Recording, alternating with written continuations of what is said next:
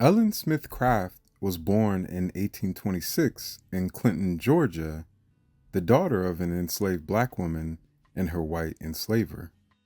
Her light complexion enabled her to be mistaken for white, a reality her enslaver found so troubling that at the age of 11, she was given away as a wedding gift to the daughter of another slave owner. Forced apart from her mother and other family members, she grew up as a domestic servant in Macon, Georgia.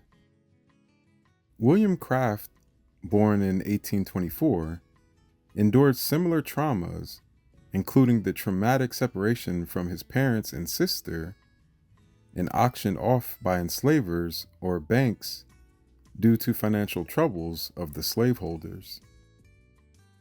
In 1846, Ellen and William would marry. They longed for freedom, but recognized its difficulty.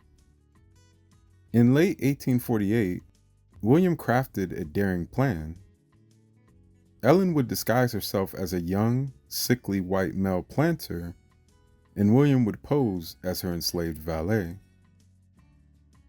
Ellen initially hesitated, doubting she could sustain the character, but the urgency of their condition drove her to accept it. On December 21st, 1848, the Crafts set off from Macon, Georgia. Ellen wore men's clothes, wrapped part of her face in bandages to conceal her softness and to avoid speaking, and this was because she was illiterate, and she carried herself with a demeanor of a sickening gentleman. William played the devoted slave, carrying their luggage and attending to her routine needs. They traveled initially by train to Savannah, Georgia, where they boarded a steamboat.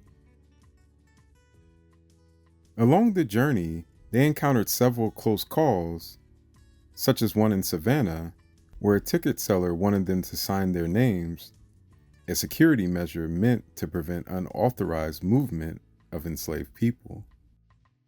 Luckily, a sympathetic steamboat captain would vouch for them, allowing the pair to purchase the tickets. Once arriving in Baltimore, a vigilant officer demanded proof of ownership of William. The Crafts, literally in deep waters, were saved when the departure bell distracted the officer, prompting him to reluctantly let them pass. After more than 1,000 miles and 4 days of tense travel, they arrived in Philadelphia on Christmas Day, 1848, and in this moment, William, described as feeling the straps that bound the heavy burden, begins to pop. In Philadelphia, abolitionists offered immediate support, including reading and writing lessons, despite laws in Georgia forbidding enslaved people from education. The Crafts then moved to Boston and settled in Beacon Hill, where they stayed with the prominent abolitionist couple, Lewis and Harriet Hayden.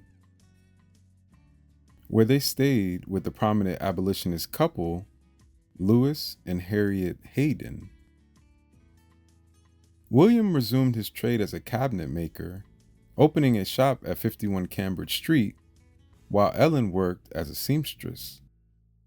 The pair frequently appeared at anti-slavery meetings alongside luminaries such as William Lloyd Garrison, Frederick Douglass, and William Wells Brown, captivating audiences with their compelling first-hand stories. Their freedom soon came under threat again with the passing of the Fugitive Slave Act in September 1850, in which authorized slave catchers to come from south up to north and capture slaves even in free states. Soon after, 2 bounty hunters, Willis Hughes and John Knight, from Macon, Georgia, obtained an arrest warrant for the Crafts.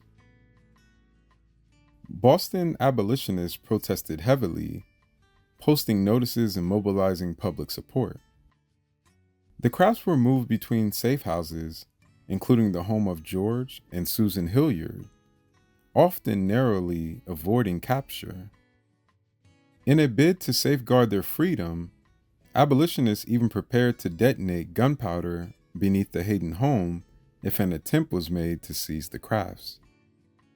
Recognizing that the fugitive slave law made their safety untenable, the crafts fled to England late in 1850, aided by Theodore Parker, who officiated their remarriage under Free State law before departure. Arriving in Liverpool, Ellen later reflected, "It was not until we stepped ashore at Liverpool that we were free from every slavish fear." In England, they lived for 19 years, having 5 children, and engaged in anti-slavery lectures and activism. In 1851, they participated in London Great Exhibition as a demonstration against American racial codes. They published Running 1,000 Miles for Freedom in 1860. While the title page named William as author, modern scholarship recognizes Ellen's significant contributions as well. While abroad, they also connected with West African leaders, with William attempting to foster commercial treaties to undermine the slave trade. Ellen, too, was politically active, in which she joined groups like the London Emancipation Committee and even tactfully confronted figures such as Edward Erie on issues of justice and colonial violence.